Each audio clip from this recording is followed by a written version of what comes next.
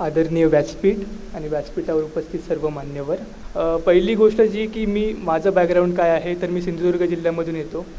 सिंधुदुर्ग जिल्ह्यामध्येच 12वीपर्यंत शिक्षण झालं आणि त्याच्यानंतर मग ग्रॅज्युएशनसाठी मी फर्ग्युसन कॉलेजमध्ये आलो.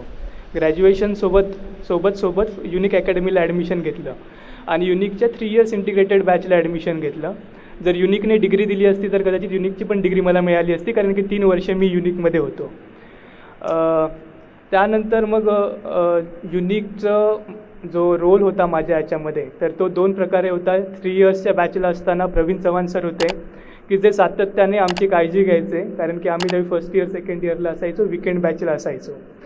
आणि दुसरं त्याच्यानंतर ज्यावेळी प्रिलिम्स क्लिअर झालो 2020मध्ये असेल किंवा 21मध्ये असेल तर त्यावेळी मेन्ससाठीचं गायडन्स, एसेसाठीचं गायडन्स हे प्रवीण चव्हाण सरांनी दिलं. त्याचबरोबर माझा ऑप्शनल हा सोशोलॉजी आहे आणि ते शिवाजी काळे सर बसलेत. शिवाजी काळे सर हे सोशोलॉजीची फॅकल्टी आहेत आणि त्यांचं गायडन्स हे नेहमी मिळायचं. गेल्या वर्षी मी टेस्ट सिरीज लिहिली, ती टेस्ट सिरीज मला वेळेमध्ये इव्हॅल्युएट करून देणं, डिटेलमध्ये फीडबॅक देणं हे काम त्यांनी केलं.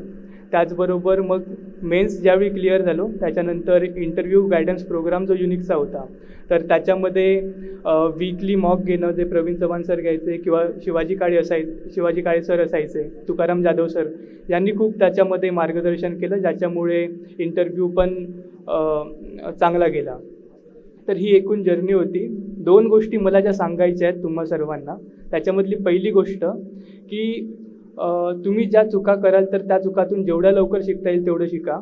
तुम्ही चुका ज्या करता त्याचबरोबर दुसरे जे करतात त्याच्यामधून पण शिका.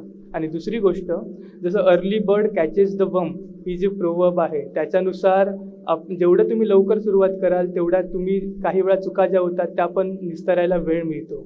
या 2-3 गोष्टी होत्या ज्या मला सांगायच्या होत्या. आणि त्याबरोबर डिरेक्शनमध्ये जर आपण प्रयत्न केले तर निश्चितच आपण यशस्वी होऊ शकतो. एवढं सांगून आणि युनिक अकॅडमीने मला इथे बोलवलं, सत्कार केला, त्याबद्दल मी आभार व्यक्त करतो. थँक्यू.